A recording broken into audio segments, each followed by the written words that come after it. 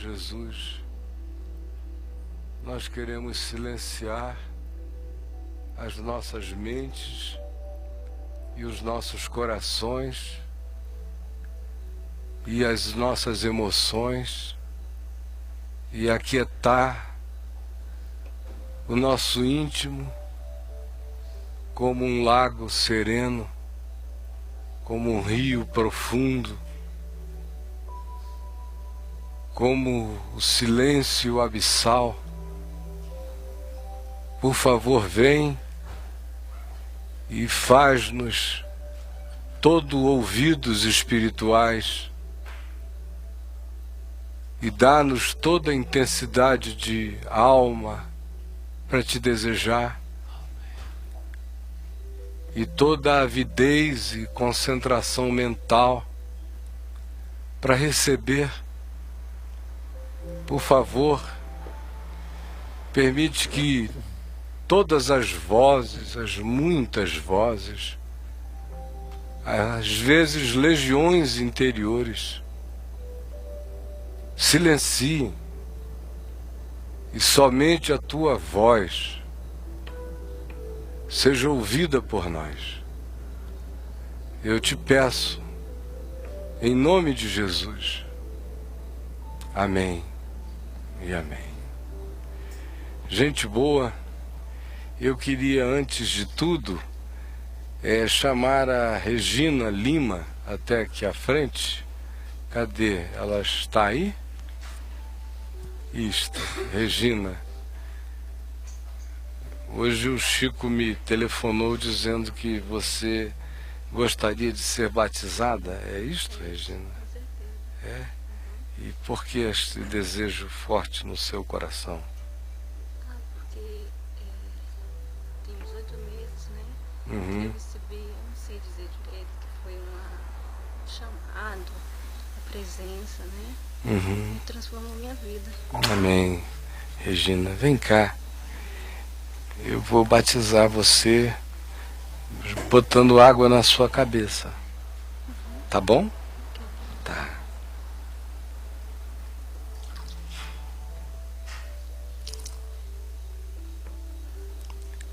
Regina, chamada para reinares com Cristo e em Cristo, chamada para te tornares como Ele, chamada para seres herdeira de tudo que Ele herda do Pai, chamada para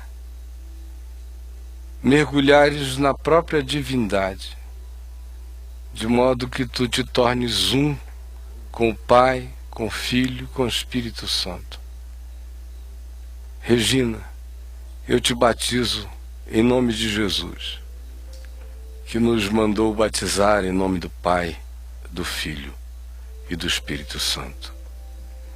E que esse renovo no teu entendimento e que transformou a tua vida não cesse de crescer jamais em ti, e que este seja apenas o início de uma caminhada que te leve a caminhos profundos, a mergulhos no amor de Deus, a entrega e a confiança e a experiência do cuidado dele para contigo.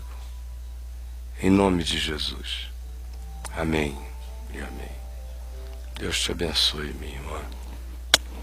Muita paz. Amém. Amém.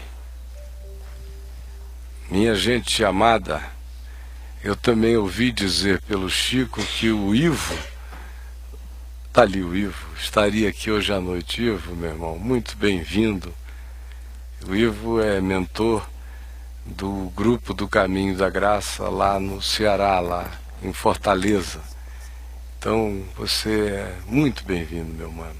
E não saia, por favor, sem me dar um abraço, tá bom? Sob hipótese alguma. Nós estamos percorrendo neste momento, nesta fase, nesta estação do caminho do discípulo, a viagem do fundamento da caminhada. E por isso nós deixamos Mateus 18 e viemos para Mateus 5. E vimos os dois paradigmas do chamado ensino de Jesus no Sermão do Monte. Primeiro, o paradigma do fundamento, dos dois fundamentos. A referência do significado, do fundamento que tem a ver com estas minhas palavras, que tem a ver com o Evangelho. E o Evangelho é Jesus e Jesus é o Evangelho. E vimos a referência, o paradigma da porta estreita e da larga, do caminho estreito e do caminho largo, e percebemos que tanto uma coisa quanto a outra nos remetem para a mesma realidade, de que em nós existe uma vocação natural para construir de maneira suicida e autodestrutiva, tanto quanto existe uma tendência à entrega de nós mesmos, aos nossos desejos, caprichos e pensamentos, à vereda larga e a não escolhermos o caminho menos escolhido, menos percorrido, que é essa senda do Evangelho. E vimos a quantidade enorme de coisas que constituem o elemento que é estabelecido por Jesus como o chão arenoso da vida ou o caminho largo. E em contrapartida, a mesma coisa em relação ao que seja o fundamento da vida e o caminho estreito. E aí chegamos naquele momento em que Jesus disse que o chamado dele para conosco era para que a nossa justiça excedesse a dos escribas e fariseus, que era a justiça do chão arenoso, a justiça do caminho largo, das mobílias, dos acréscimos, dos corbães, das realidades que eram casuísmos religiosos para driblar o mandamento do amor, da verdade, da justiça, da misericórdia. E vimos também mais do que isso, que na realidade, o chamado de Jesus para que a nossa justiça transcenda a dos escribas e dos fariseus, nos remete para um lugar de interioridade aonde essa justiça tem que começar a se manifestar como emoção controlada por decisões, controladas por pensamentos, controlados por convicções, decididos pela fé. E nós vimos que isso tem a ver com vencermos toda e qualquer ilusão de que a vida com Deus se faz no caminho das exterioridades. Nas exterioridades manifestam-se os frutos do caminho com Deus, mas ninguém é de Deus por causa de exterioridades. E ninguém o prova. Por isso foi que Jesus disse, iniciando tudo isso que nós já vimos, que estava escrito e dito aos antigos, não matarás. E ele afirmou, eu porém vos digo, que quem se irar imotivadamente contra o seu irmão estará sujeito a julgamento, quem proferir insulto contra o seu irmão estará sujeito a julgamento, e quem o chamar raca, quem o nulificar, estará sujeito ao inferno. E aí nós ficamos 3 quartas-feiras vendo essas palavras. A primeira foi a realidade de declarar, definir, enxergar o outro como objeto da minha ira mais desejável, aquele em quem eu concentro os meus conflitos como antipatia, como ódio gratuito, e vou destruindo alguém na medida em que vou introjetando cada vez mais esse ódio elegendo-o como pretexto e me auto-enganando em relação ao fato de que a doença toda me habita e não necessariamente nele. Vimos o significado dos insultos e vimos, na quarta-feira passada, o significado de declarar alguém raca, declarar e olhar para o indivíduo a ponto de nulificá-lo. E as consequências disso em quem é nulificado e as consequências disso, as piores no nulificante, que pratica isso contra o outro. E entramos rapidamente naquilo que hoje é objeto da nossa olhada um pouquinho mais calma, que está aqui em Mateus 5 ainda, e depois de nos versos 21 e 22, Jesus ter dito, ouvistes o que foi dito aos antigos, não matarás, e quem matar estará sujeito a julgamento, e mais ainda, que todo aquele que sem motivo se irá contra o seu irmão estará sujeito a julgamento, e também que quem proferir um insulto a seu irmão estará sujeito a julgamento do tribunal, e ainda mais, quem lhe chamar tolo ou raca estará sujeito ao inferno de fogo. Após ouvirmos isto, agora assim se diz, Jesus diz que a consequência positiva a evitar que cada uma dessas coisas construam inferno, julgamento, juízo, petrificação, auto-enfermização, auto-engano, autodestruição naquele que pratica essas coisas e pratica-as porque guarda-as no coração, de modo que por elas ele é feito ira, por elas ele é feito um insulto à vida e por elas ele é nulificado enquanto tenta nulificar outros. Jesus prossegue e diz: se, pois, ao trazeres ao altar a tua oferta, ali te lembrares de que teu irmão tem alguma coisa contra ti, deixa perante o altar a tua oferta. Vai primeiro reconciliar-te com teu irmão, e então, voltando, faze a tua oferta. Entra em acordo sem demora com o teu adversário, enquanto estás com ele a caminho, para que o adversário não te entregue ao juiz, o juiz ao oficial de justiça, e sejas recolhido à prisão. Em verdade te digo que não sairás dali enquanto não pagares o último centavo.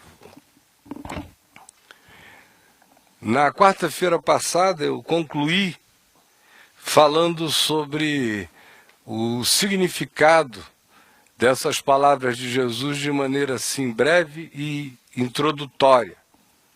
E pedi que vocês pensassem naquilo que tinham ouvido como conclusão e fizessem um determinado dever de casa no coração a respeito de cada uma daquelas coisas.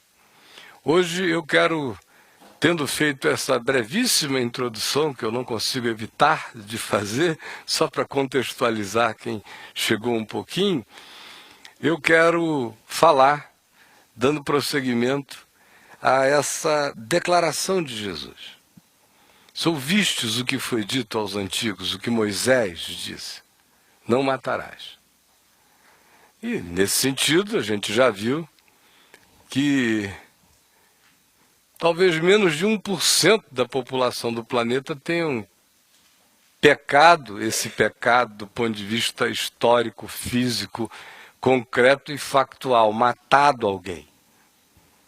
Se na Terra houvesse 10% de assassinos, nós não suportaríamos. Então, nesse sentido, qualquer indivíduo que nunca tirou a vida de um outro, nunca assassinou ninguém. Mas por que o mundo anda tão cheio de morte, então? Então Jesus prossegue, dizendo, a questão não é não tirar a vida do outro de maneira a eliminá-lo da história. A questão é muito mais profunda, é não ir matando na existência. E aí ele mostrou as 3 armas psicológicas, espirituais, morais, energéticas, que a gente mais usa para matar, de fato, pessoas. Aí, nesse quesito, não há nenhum que não seja homicida. Não há nenhum sequer, pois todos se tornaram homicidas e todos carecem da glória de Deus. Porque quem nunca se irou sem motivo contra alguém, e pior do que isso, não guardou frequentemente isso e cronificou no coração. Ou quem não usou e usa instrumentos verbais, mentais, comportamentais, ou de atitude, ou de olhares, ou de vazamento explícito de energia de hostilidade agressiva, ou de manifestações reais e concretas e visíveis de insulto contra outros. Ou se consiga controlar-se disso do ponto de vista exterior, quem não grita insultos contra o outro. E quando o faz, libera toda essa energia insultuosa. Depois você vai ter que ser hipócrita e dizer, não, não era nada disso, você está louco, eu nunca pensei isso, menino, nunca falei não, que é isso, quando que eu te insultei? Jamais. Mas a tua existência é uma atitude de insulto contra ele o tempo todo, é uma energia de ódio, é chute nas regiões baixas do ser o dia inteiro, mesmo quando você não diz nada. E quem já não nulificou pessoas, não naquele sentido positivo de dizer, poxa, esse cafajeste me enganou pra caramba, e eu quero ficar livre dele, aí chega aqui que eu ajudo você a nulificá-lo, em nome de Jesus. Não é nesse sentido de ficar livre de um sentimento adoecido, de uma dependência, ou de um vínculo mórbido, no qual você fetichizou alguém, ao invés de fato amar com saúde. Não é disso que eu estou falando. Estou falando da nulificação de pessoas que não trazem para nós senão as suas próprias presenças, mas a gente decidiu que não há lugar no mundo para elas, e nós nos tornamos aborteiros das suas presenças, realidades, significados. Nós as demolimos, a gente as faz virar, na melhor das hipóteses, antimatéria, mas as passa para o lado de lá da existência, aqui não fica. Quem? E aí, nesse sentido, é que a gente vê a profundidade do sentimento homicida que habita a gente, que habita toda a humanidade, de como cada um de nós carrega um poder enorme de matar, e como a gente pratica isso de modos tão sutis, tão diabólicos, que nos colocam fora das estatísticas dos assassinos. Mas diante da vida a gente pratica realidades como essa, que às vezes ferem pessoas mortalmente. Em outras ocasiões, as jogam no nosso lago de fogo e enxofre, de modo que elas caem em extinção, elas viram o não ser, o que não é. E aí é que Jesus diz, essa é a gravidade, vocês entenderam? Esse é o nível da gravidade existencial, espiritual, psicológica, do que Jesus está dizendo no Evangelho. As consequências são todas perversas, difíceis. Julgamento, tribunal, inferno. Cárcere. Ficar no cárcere até pagar o último centavo. Portanto, Não se está falando de nada leve e sublime aqui. Se está falando daquilo que corresponde ao espírito homicida. E que Jesus diz, olha, vocês têm que transcender os escribas e fariseus que só consideram assassino quem matou alguém, e não assassino quem nunca matou alguém, e ver que a justiça do Evangelho transcende a isso na medida em que entra de maneira abismal dentro da gente. E nos pergunta se não somos assassinos com as armas das nossas iras e antipatias, se não somos assassinos com a força das nossas múltiplas, sutis e perversas agressões, se não somos assassinos com o nosso poder de nulificar existências, e se a consequência de tirar vidas não é exatamente essa que nos conduza de maneira branda ao tribunal, ou nos conduza a uma situação de julgamento e que depois nos abisme na antivida, que é o próprio inferno. Bom, esta é a gravidade. Aí Jesus vem e diz, porque isto é grave assim? Porque a justiça do reino de Deus entra nesses meandros do ser e quer nos converter desse nível para luz da verdade no Evangelho, de um ser liberto dos ódios, das agressões perversas e liberto do poder de nulificar existências. E, portanto, liberto das consequências de viver assim e praticar isso contra o próximo, que é uma vida sob o tribunal, é um existir na neurose de acusação e de defesa, é o existir ouvindo o martelo do juiz, da sentença, é o existir no lugar da sentença existencial. É infernizar o ser, é construir já um calabouço na alma, é eleger já o verdugo, o carcereiro, o punidor, o executor das medidas, é colocar-se já na vereda daquele que será de fato levado por mãos espirituais para uma cadeia espiritual da qual ele não sairá enquanto ele não pagar o último centavo. Esta é a gravidade.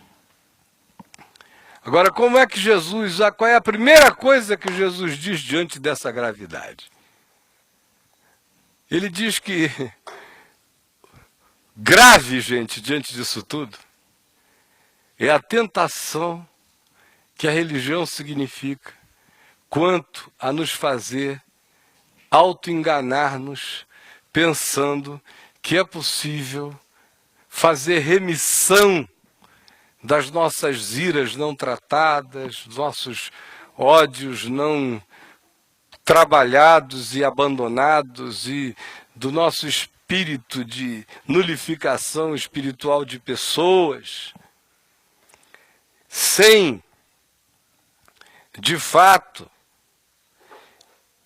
percebermos como a religião funciona na perspectiva de nos propor que ela vem em primeiro lugar em relação aos relacionamentos humanos e à vida.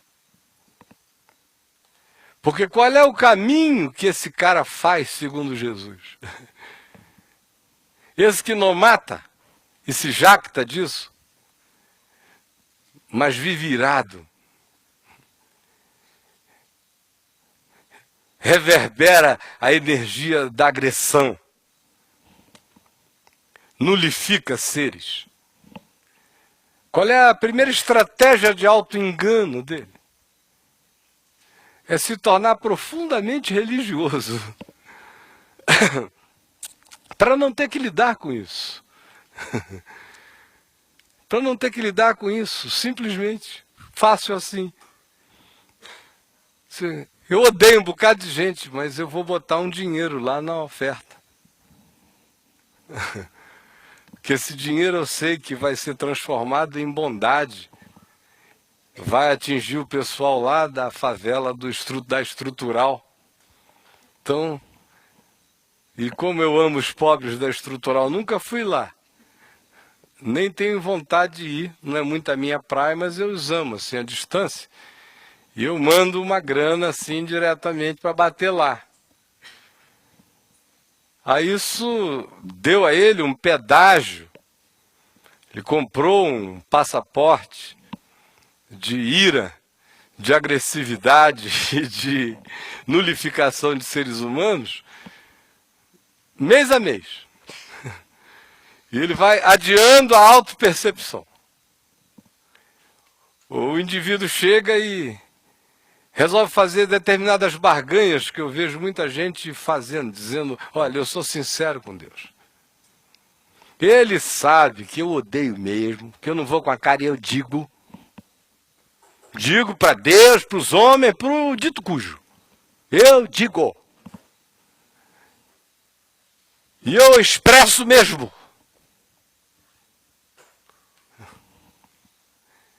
E tem mais. Escreveu, não leu, o pau comeu. Se repetir, já era. Queimou. E Deus sabe. Mas eu sou muito sincero. Não sou como esses hipócritas, não. Eu sou assim mesmo. Aleluia. E o cara acha que fez uma barganha com Deus, simplesmente porque chegou e contou o óbvio. A vida dele é um flagrante, ele acha que porque ele grita isso para os outros, ele fez um acréscimo ao que Deus vê nele.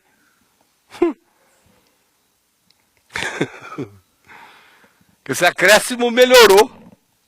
Ajudou Deus, tinha uns escaninhos meus que tu não conhecias e que eu estou revelando. Autorremissivamente. Psicologicamente, a maioria de nós funciona assim, de um modo ou de outro. Com sutilezas imensas, mas a gente vai fazendo essas troquinhas de pecadinhos por pecadões, supostamente conforme as nossas eleições, conforme os nossos índices de maldade. A gente faz. É ou não é verdade? Então a primeira coisa que Jesus diz é cuidado. Você que quer ser discípulo, cuja justiça deve transcender a dos escribas e fariseus, porque é fácil você arranjar um argumento piedoso para sair da vereda estreita e pular no caminho largo, para sair do fundamento na rocha e pular no fundamento arenoso. É fácil. E começa assim. Tipo, Senhor, tu me conheces muito bem, tu sabes que não dá para essa pessoa jamais. Mas eu prometo que eu amo o resto do mundo inteiro. Inclusive eu vou agora mesmo me ajoelhar no teu altar e trazer essa oferta que, ô Senhor, vamos mudar de assunto agora. E a oferta, quanta coisa boa, vamos falar dos negócios de Deus na terra? Vamos, Jesus. E aí vira missionário para não ter missão do Espírito Santo no coração dele. Se torna pastor para não ser apacentado pela vara e pelo cajado do Espírito Santo. Vira crente para não ter que crer mais nessas coisas.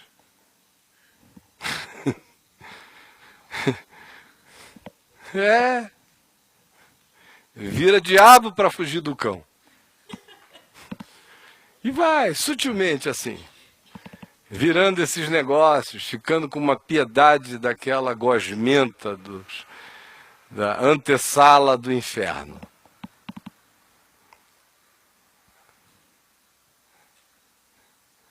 Aí Jesus diz, cuidado, porque a religião tem esse poder de gerar essa tapiação com uma facilidade enorme, evitando a autopercepção, o autoencaramento, a coragem de ficar cara a cara com a verdade do ser, chamá-la pelo nome. enquanto é tempo. Reconhecer enquanto há esperança. Se enxergar enquanto é dia. Enquanto há luz. Enquanto retornos são possíveis. Enquanto a gente não caiu no cárcere. Esse é o chamado. Mas a religião tem esse poder de produzir esses mecanismos de substituição, de transferência, de imantamento de novos significados, e a gente vai deixando as coisas essenciais do Evangelho e trocando-as por ritos, por demonstrações, por exteriorizações, por piedades visíveis, enquanto a gente foge de encontrar o espírito da ira, do ódio e do inferno de fogo dentro do nosso próprio coração. Esta é a primeira coisa que a gente precisa entender e andar vigilante em relação a ela. Cuidado com os mecanismos de substituição. Por isso Jesus disse, quando tu fores levar no altar a tua oferta e te lembrares que o teu irmão tem alguma coisa contra ti, deixa sobre o altar a tua oferta e vai primeiro reconciliar-te com o teu irmão. Ou seja, Jesus não só denuncia o fato de que a religião tem esse poder enorme de transformar a importância do altar de pedras em alguma coisa superior ao significado do altar de carne e osso na vida, que é o meu irmão. Porque esse é o poder que a religião tem de fazer com que eu a nulifique enquanto eu chamo esta pedra de sagrada. Que eu não abra meu coração para você, mas meta a mão no bolso, bote uma grana no gasofilácio e diga, eu não abro meu coração para ele, mas meu bolso está aberto para o altar. E Jesus vem e diz, cuidado, porque essa é a primeira sutileza terrível nesse processo. Pode impedir você de se auto-perceber enquanto é dia, enquanto é hora, antes que isso vire uma cadeia, um casulo no seu ser. A segunda coisa que ele diz, também implicitamente, é que o altar nunca é aquele que o homem vê, e que o homem constrói, e que o homem elege. O altar da minha vida está em todo outro ser humano que eu enxergue. Assim como o samaritano que passava no seu caminho, encontrou no caído o seu altar.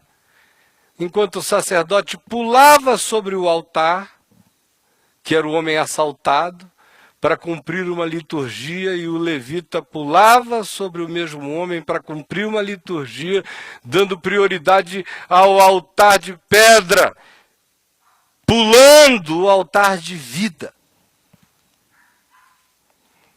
Então Jesus disse, qualquer que seja a importância do elemento sagrado na sua vida, que ele seja posto em segundo lugar, porque em primeiro lugar vem o irmão ofendido por você. Não há nada a ser declarado santo, santo, santo antes de eu procurar o irmão a quem eu ofendi. Irmão, entenda no sentido de Jesus, não no sentido da igreja evangélica. No sentido da igreja evangélica, do cristianismo, o irmão é aquele indivíduo que é cristão como eu, e no ambiente evangélico, o irmão em alguns lugares é aquele que frequenta o meu grupo. Do lado de fora eu não tenho irmão nenhum, tenho um monte de ímpio. Então o mundo fica reduzido a esse grupinho aqui.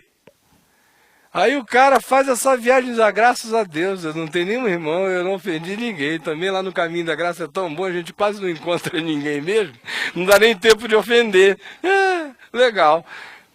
Isso é uma estratégia boa do evangelho, não deixar a gente encontrar muitos irmãos que é pra gente não ofender. Já naquelas outras igrejas que a gente é forçado a estar junto o dia inteiro, a cantar no coral, a sair não sei o que, a fazer não sei o que, a gente acaba tendo que conviver tanto que ofende os irmãos aí. Mas por outro lado, lá do lado de fora, só tem ímpio. Então, graças a Deus, eu conto nas duas mãos os irmãos que eu tenho ofendido, mas eu estou me reconciliando. Tem um acampamento que está chegando aí, estou esperando lá a reunião, o culto da fogueira, que é um dia que fica todo mundo mais emocionado, para depois eu procurar e dizer, meu irmão, desculpa, paz, não sei o quê, aquela coisa. Sabe como é que é, né? Mas lá do lado de fora, ele não existe gente lá. Irmão, para ele é só o que está aqui. Agora, no conceito e na perspectiva de Jesus, o irmão é todo outro humano. É todo outro ser humano.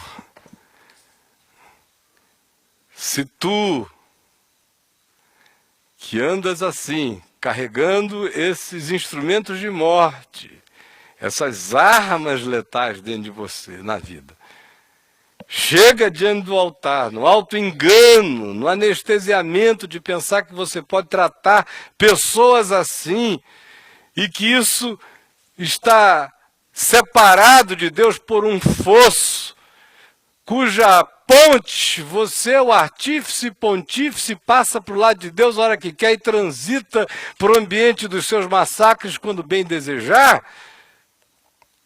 Se esse é o seu auto-engano, Jesus vem e tenta quebrar isso com a rocha do Evangelho, dizendo, olha, qualquer outra coisa não tem significado. Se você está deixando para trás gente ferida por causa das suas iras, dos seus ódios, das suas agressões, das suas ações, das suas atitudes, da sua consistência perversa, da sua capacidade de zerar a gente. Esse poder não é nem de matar, é de fazer inexistir.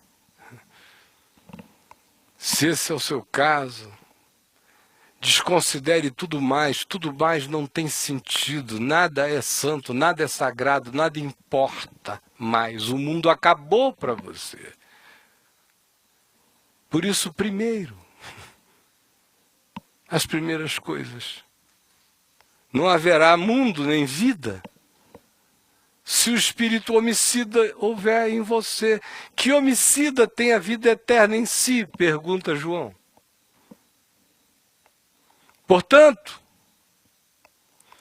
antes de qualquer coisa, pare o mundo. Tudo mais se dessignificou. Se você deu à sua vida o significado do que nulifica, do que destrói, do que mata. Nada mais faz sentido, não há mais altares, enquanto tu não fores te reconciliar com teu irmão.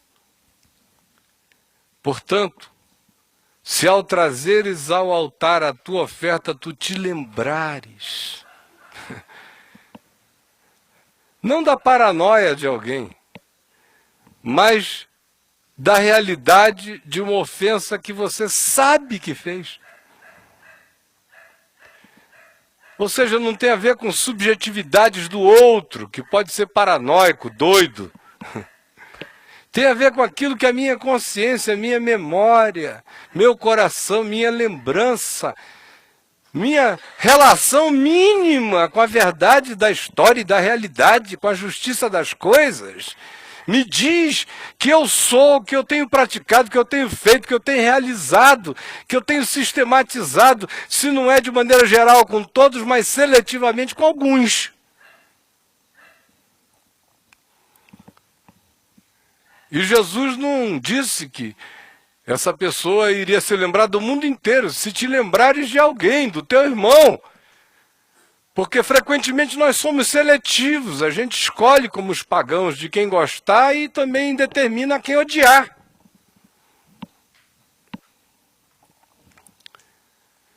Então, o que vem em primeiro lugar é essa manifestação do mandamento da vida em Jesus, como decreto de busca do irmão ofendido, de busca de reconciliação com ele enquanto o dia da oportunidade está presente, enquanto tu estás com ele a caminho. Chega uma hora que às vezes os caminhos se separam e a gente fica imaginando o tempo todo que vai ter caminho com aquela pessoa para sempre. Nem sempre a gente tem, por isso Jesus manda que seja enquanto se está com a pessoa a caminho, e no caminho desta existência, a gente não tem certeza nem do dia de amanhã, por isso Jesus disse, deixa no altar e vai correndo, vai agora. Amanhã ele pode já não estar andando neste caminho, ele pode já não estar nesta dimensão, já pode não estar mais acessível. Ele pode se mudar para Pequim, levando você como homicida no coração.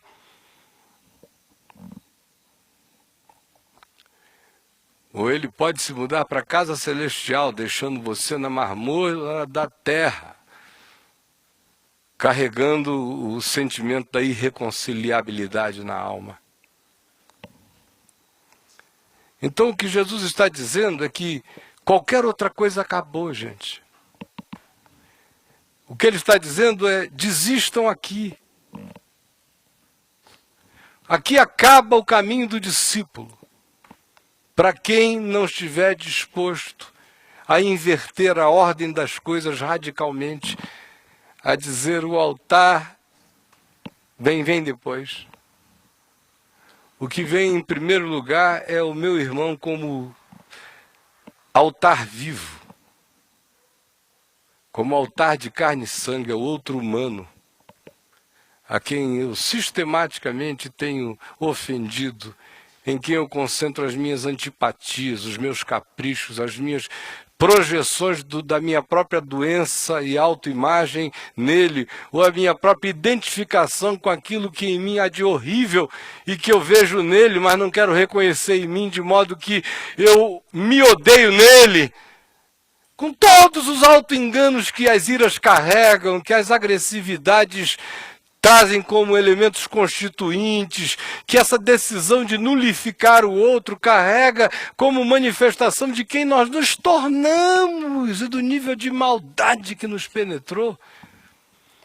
Se no caminho do discípulo não houvesse reconhecimento já aqui e agora, não há mais nada a fazer, é melhor voltar para casa. Não há altar, não há próximo passo, entenderam? Acaba aqui. Porque acaba, não tem mais assunto. O assunto é só ser entregue ao oficial de justiça e esse entregando você ao carcereiro e o carcereiro jogando você dentro do cárcere, fechando você e determinando que você só sairá de lá quando pagar o último centavo. Sabe lá como que você vai se virar em centavos preso? Habeas corpus sem advogado. Só com corpus, sem habeas.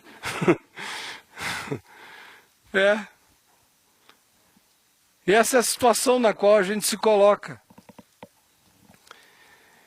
Aí a pessoa fica imaginando o dia do inferno, fica pensando que vai ter até essa mamata para viver até o inferno assim. Você está pensando que vai ter mamata para viver assim até o inferno chegar? Não, o inferno já chegou. Quem é assim já está no inferno. Já chegou, isso é inferno. Inferno é ira, é ódio, são os frutos da malquerência, do desejar mal. Deus é amor, o que não é amor não é Deus. É material da antivida, não da vida. Então, não fique esperando o inferno escatológico, achando que você vai ter moleza até lá, não. Eu atendo todos os dias gente com algum inferno imenso na alma. Gente com verdadeiros lagos de fogo e enxofre queimando aqui dentro. O cara num cárcere, para o qual o Mengele olharia e diria, poxa, graças a Hitler eu não caí nesse buraco tão profundo assim. De tão abismados que estão certos indivíduos nas suas doenças, ódios e caprichos de matar por dentro. E aí o inferno se antecipa. E o cara vai entrando na masmorra sem sentir. Ele vai tendo a experiência do tribunal. As vozes serão ouvidas dentro dele. Tentativas de defesa, acusações esmagadoras. Julgamento, ele vai evoluir para chegar nesse momento de julgamento, ainda que conscientemente ele se negue a dizer, eu sou assim, eu tenho sido, eu tenho feito, eu tenho cultivado, eu elejo pessoas para fazer assim. Ainda que ele não diga, não precisa dizer. O julgamento tem outras formas. Ele se transforma em psicossomatização. Ele vira doença física. Ele se transforma em doença psicológica, em paranoia.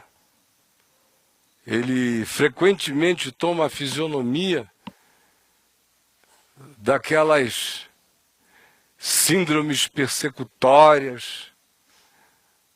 Frequentemente vai definindo dentro do indivíduo medos que ele não consegue explicar e que mudam o comportamento dele. E ele vai adoecendo por causa da sentença. Vai atingindo o ser dele. Aí chega uma hora que o indivíduo, embora domingo após domingo leve ao altar a sua oferta, descobre que está colocando a oferta no gasofilácio geográfico de um lugar, mas que de fato ele é contribuinte permanente do inferno. E já está em estado de encarceramento. E quando o círculo fecha, quando o cara insiste na viagem do ódio, da ira, da raiva, da nulificação do outro, das agressões e dos direitos caprichosos à perversidade, quando ele vai se enrijecendo à medida em que caminha contra o sentido da vida, inevitavelmente ele vai cair nessa masmorra, e quando a porta fecha, Jesus não diz que não se sai mais de lá. Ele diz até que se sai. Mas ele usa duas vezes a definição de tempo, espaço e oportunidade nas palavras enquanto, aqui nesse texto. A primeira é, vai reconciliar-te primeiro com o teu irmão enquanto estás com ele a caminho. A outra é, em verdade eu vos digo que não sairá dali enquanto não pagar o último centavo. É outro enquanto. Tem um enquanto de graça agora. Depois tem um enquanto de justiça.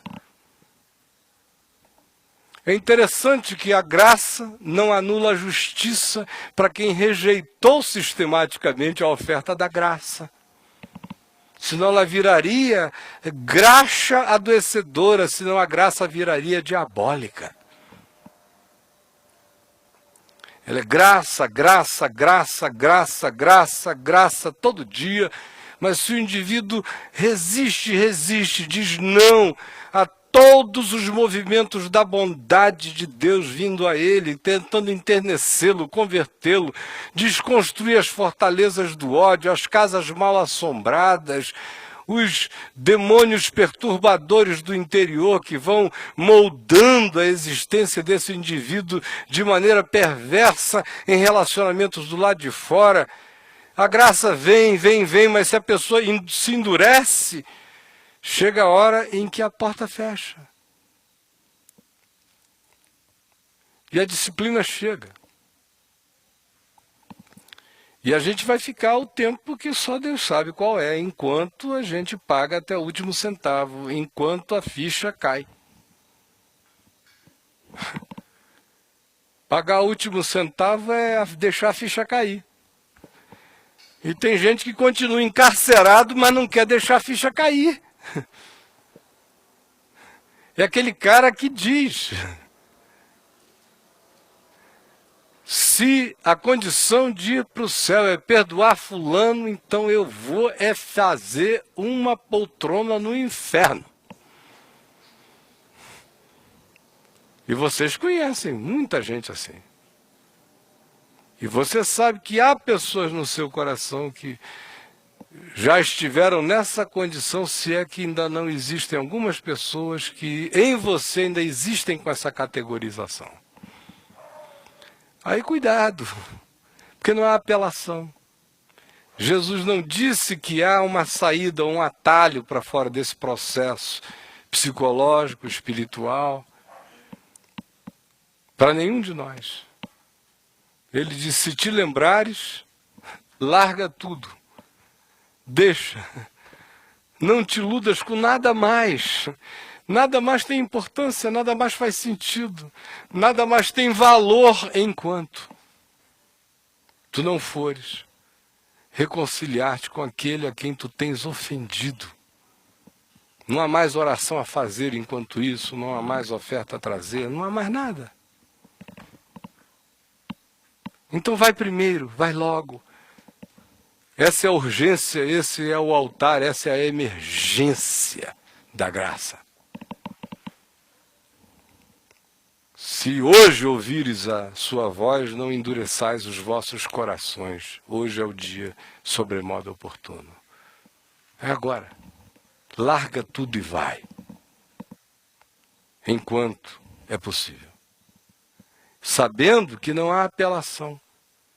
A tentativa de lutar contra esta justiça do reino de Deus, que transcende a dos escribas e fariseus, é querer pular de cabeça na espada do arcanjo. Sair correndo assim, suicida. Pá! Quero me matar na espada do Deus vivo. Vou lá me matar, me suicidar. Só se essa for a sua vontade. Então, viva assim. Do contrário, não há apelação. Fique sabendo, não há dribles, não há paradinhas. A FIFA Celestial aboliu. Não pode dar mais paradinha, não tem paradinha. Ou é ou não é, está consumado. Ou você perdoa ou não está consumado porque você não perdoa. Perdoa as nossas dívidas assim como nós perdoamos os nossos devedores. É assim ou não é nada. Então, hoje, o que cada um de nós precisa ter é a certeza da inviolabilidade desta lei da vida. Quem tentar viver contra ela vai experimentar as consequências. Quem não quiser experimentar as consequências, não brinque com as realidades imutáveis dessa justiça do reino de Deus, que se estabelece não como estatística demográfica, humana, quantificável do lado de fora, mas como verdade intrínseca, aqui dentro da gente, estabelecida como essência em nós. Porque do contrário, por mais que do lado de fora a gente seja os reis do comportamento, nós seremos ainda assim filhos do inferno se carregarmos o ódio da perversidade, da ira, do antagonismo gratuito, da nulificação do outro, da agressividade que o expele dentro de nós. E o fim dessa viagem é uma masmorra de doença espiritual e doença psicológica. E ninguém escapa. Então, meu irmão, hoje é o dia chamado enquanto. Este é o momento chamado enquanto. Este tempo de anúncio do Evangelho que está sendo introduzido em você é a oportunidade chamada enquanto. O acender de alguma luz que iluminou um vulto que você tinha apagado de tanto ódio, ou de tanto desprazer, ou de tanta desnecessidade autodeterminada em relação a ele passar a inexistir para você. E se nesse momento enquanto da graça, a luz foi iluminando e os vultos foram ganhando cara, e você começa a discernir que alguns deles habitam um quarto ao lado, ou fazem parte da sua família, carregam no corpo o sangue que você leva também, sem falar naqueles muitos outros, em havendo luz que ilumine esses rostos com verdade, sem paranoia, mas com a verdade da revelação do Espírito, podendo você de fato identificar o mal feito que feriu a pessoa, deixe tudo, largue antes.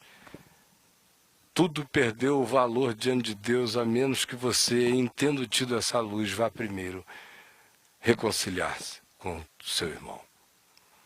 Se ele acolher você, bem-aventurado seja ele. Se ele não acolher você, você fez o que devia ser feito, e não tem que ser feito como uma obrigação, mas como um ato de reverência, de contrição e de adoração diante de Deus, como quem oferece arrependimento como libação diante de Deus, na presença de um irmão machucado, ofendido, nulificado, quebrado por nós.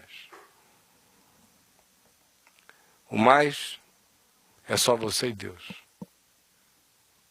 fazendo e levando você pela mão, na viagem interior, no labirinto da sua creta psicológica, para você encontrar quem são esses que foram sendo mutilados no labirinto do seu monstro interior. Vamos ficar em pé e vamos orar.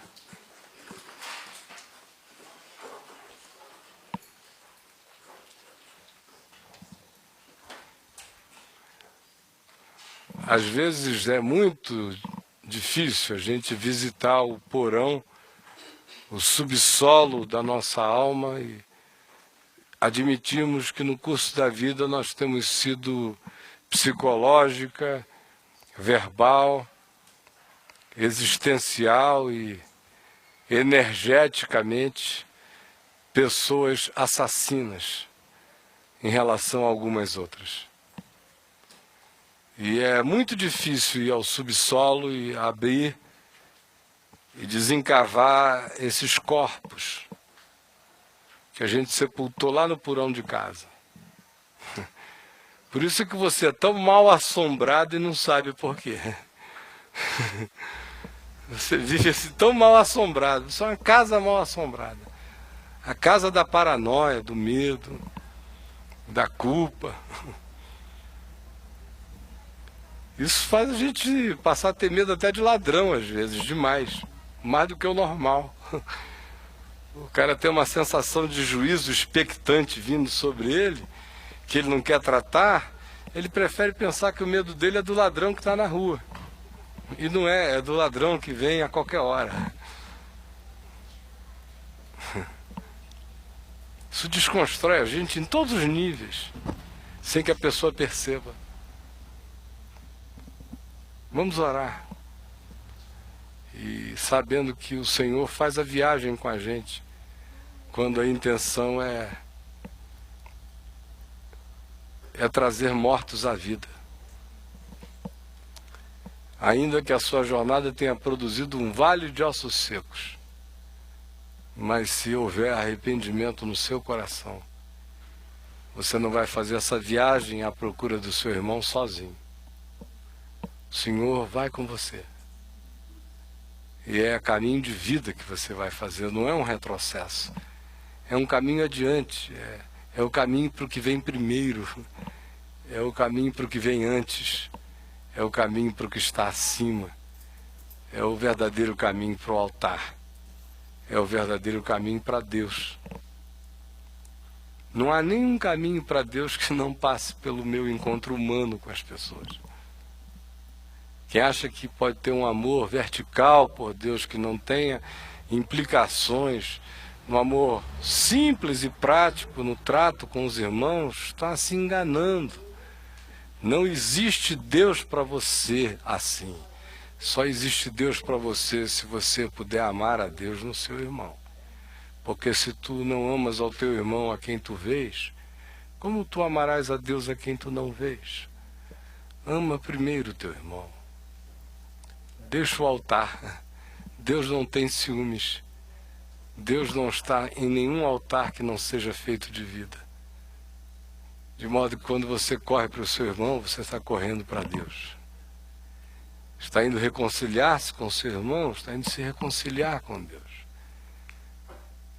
E se o seu irmão não entender a reconciliação, você volta de lá reconciliado a si mesmo. Em nome de Jesus.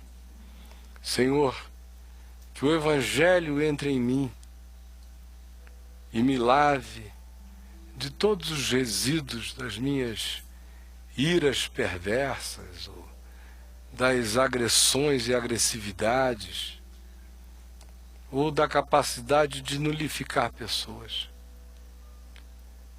Eu quero pedir que tu me salves de me esquecer da sutileza dessas coisas, e de como o poder do assassinato habita a nossa língua, habita os nossos pensamentos, os nossos sentimentos, emoções, as nossas energias interiores, as nossas palavras, os nossos atos e comportamentos.